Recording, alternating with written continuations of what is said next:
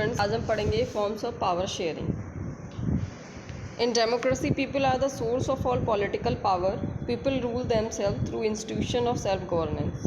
देखो, डेमोक्रेसी में क्या होता है कि जो लोग हैं वो सभी पॉलिटिकल जो पावर्स हैं उसके सोर्स हैं।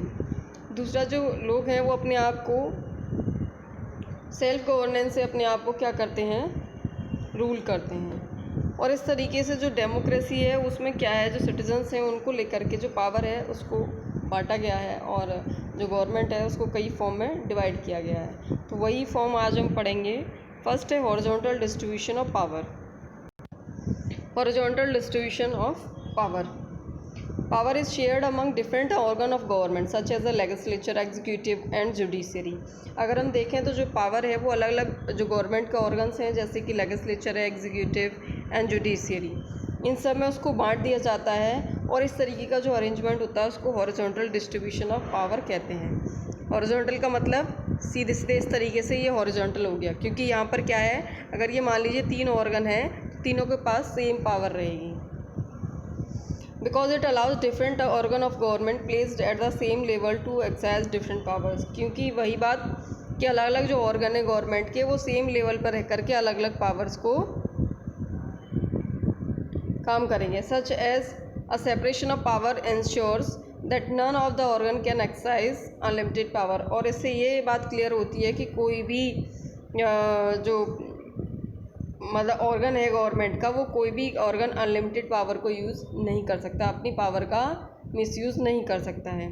और सभी जो ऑर्गन है वो एक दूसरे को चेक करते रहते हैं। इसीलिए जो बैलेंस है पावर का, मतलब जो अलग अलग इंस्टीट्यूशन चल रहे हैं तो उनमें जो पावर है उनका बैलेंस बना रहता है कि कोई भी जो इंस्टीट्यूशन है या कोई भी ऑर्गन है वो पावर का मिसयूज़ नहीं कर सकता है। इस तरीके का अरेंजमेंट क्या कहलाता है, checks and balance system. Checks and balance system क्यों कहते हैं कि देखो, एग्जांपल के लिए जैसे जजेस होते हैं उनको अपॉइंट कौन करता है, एग्जीक्यूटिव।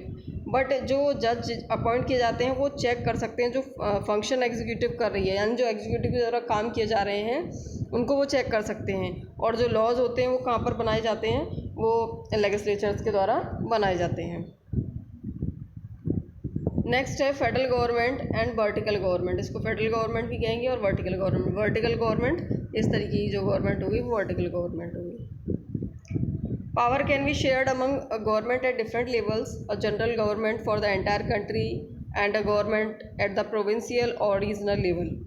जो पावर है उसको अलग अलग गवर्नमेंट में, मतलब अलग अलग पार्ट्स में गवर्नमेंट को डिवाइड करके पूरी कंट्री के लिए गवर्नमेंट बनाई जाती है।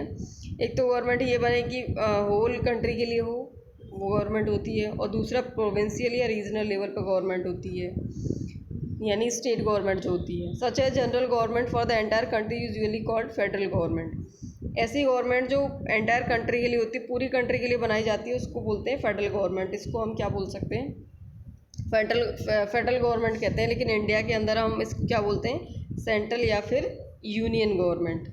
और जो गवर्नमेंट स्टेट लेवल पर या रीजनल लेवल पर बनाई जाती है उनको अलग अलग नाम से अलग अलग कंट्री में जाना जाता है। जैसे अपने यहाँ पर उसको क्या बोला जाता है, स्टेट गवर्नमेंट बोला जाता है।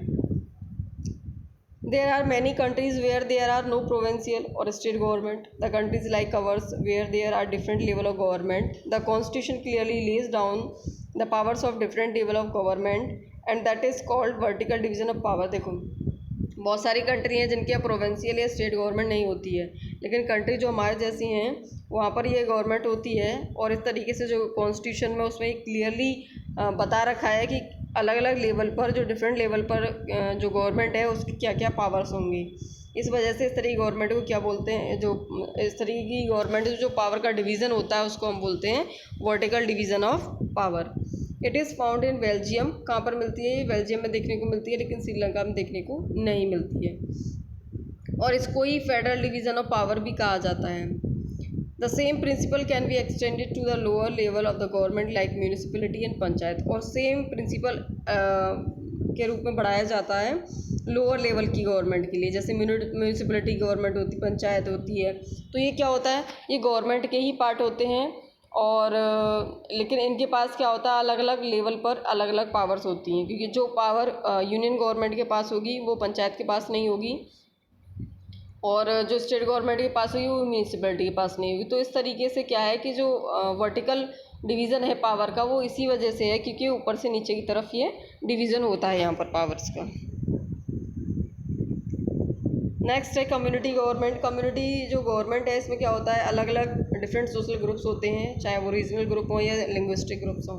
कम्युनिटी गवर्नमेंट का हम अगर एग्जांपल देखें तो बेल्जियम एक अच्छा खासा एग्जांपल है, वहाँ पर इस तरीके का अरेंजमेंट है। In some countries there are constitutional and legal arrangements whereby socially weaker section and women are represented in the legislature and administration.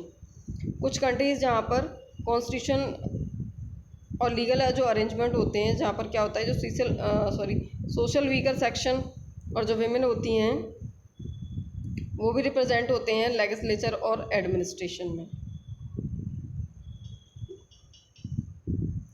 This method is used give minority community a fair share in power. और इस तरीके की जो method होता है ये कहीं ना कहीं जो माइनॉरिटी कम्युनिटीज़ होती हैं उनको भी पावर में एक सही शेयर या इनका भाग जो है उनको दिला देता है। Coalition government power sharing arrangement can be also be seen in way political parties pressure groups and movement control और influence those in power. Power sharing के अरेंजमेंट हम देख सकते हैं पॉलिटिकल पार्टीज़ के ज़रिए, प्रेशर ग्रुप्स हैं, मूवमेंट कंट्रोल है या फिर इन्फ्लुएंस है इन पावर, इनका जो है पावर में, यानी कि जो अलग अलग तरीके से पॉलिटिकल पार्टीज़ को उनका अरेंजमेंट देखा जा सकता है अलग अलग तरीके से। प्रेशर ग्रुप्स हैं, ठीक है, तो उनका अपना पावर रहती है गवर्नमेंट के ऊपर। तो डेमोक्रेसी में क्या होता है कि जो लोग होते हैं, जो सिटीज़न हैं, वो फ्रीली क्या कर सकते हैं, अलग अलग पॉलिटिकल पार्टीज़ के कंटेंडर्स को चुन सकते हैं। इतना अधिकार लोगों को होता है। In democracy power is shared among different political parties that represent different ideologies and social groups. Democracy में क्या होता है, पावर को शेयर किया जाता है अलग अलग पॉलिटिकल पार्टीज़ में, ठीक है, उनके जो रिप्रेजेंटेटिव होते हैं वो भी अलग अलग होते हैं। दूसरा वो अलग अलग आइडियोलॉजीज़ और सोशल ग्रुप्स को रिप्रेजेंट करते हैं। Sometimes this kind of sharing can be direct when two or more parties form a alliance to contest election. If their alliance is elected, they form a coalition government and thus share power. देखो होता क्या है, कभी कभी directly इस तरीके की चीज़ें हमें देखने को मिल जाती हैं जब दो या दो से ज़्यादा जो पार्टियां होती हैं उनके बीच में एक तरीके से कहा जाए तो संधि हो जाती है, ठीक है, या अलायंस हो जाती है। तो उसकी वजह से क्या होता है कि वो लोग मिलकर के कॉन्टेक्स्ट मतलब जो इलेक्शन होता है उसको लड़ने के लिए, उस चुनाव को लड़ने के लिए वो बिल्कुल मिल जाते हैं। यानी कहा जाए तो गठबंधन एक तरीके से कहा जाए, जैसे कहते हैं ना पार्टियों का गठबंधन हो गया, जैसे बीजेपी या कांग्रेस का गठबंधन नहीं हो सकता है, लेकिन फिर भी जैसे अगर मान लीजिए कोई पार्टी जैसे सपा बसपा है मिलकर के दोनों चुनाव लड़ना चाह रही हैं, तो इस तरीके से क्या होता है कि जब इलेक्शन लड़ने के लिए दो पार्टियां एक साथ मिल जाती हैं तो मिलकर के अगर वो इलेक्शन जीत जाती हैं तो जीतने के बाद वो कैसी गवर्नमेंट बनाएंगी, कोलिशन गवर्नमेंट, यानी कि गवर्नमेंट जो होगी गठबंधन वाली सरकार आएगी, ठीक है। डिफरेंट इंटरेस्ट ग्रुप्स और डेमोक्रेसी में क्या है, हम अलग अलग इंटरेस्ट ग्रुप देख सकते हैं, जैसे ट्रेडर्स का है, बिजनेसमैन का है, इंडस्ट्रियलिस्ट हैं, फार्मर्स हैं, इंडस्ट्रियल वर्कर हैं, ये अलग अलग ग्रुप्स होते हैं, इनका भी पार्टिसिपेशन होता है। They also have a share in government power through participation in governmental committees और ब्रिंगिंग इन्फ्लुएंस ऑन द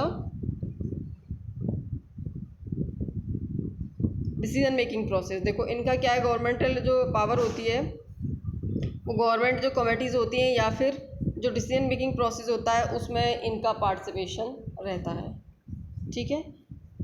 तो आज फाइनली ये आपका चैप्टर फिनिश हो गया। अब नेक्स्ट चैप्टर होगा आपका फेडरलिज्म, जिसको हम नेक्स्ट वीडियो में पढ़ेंगे।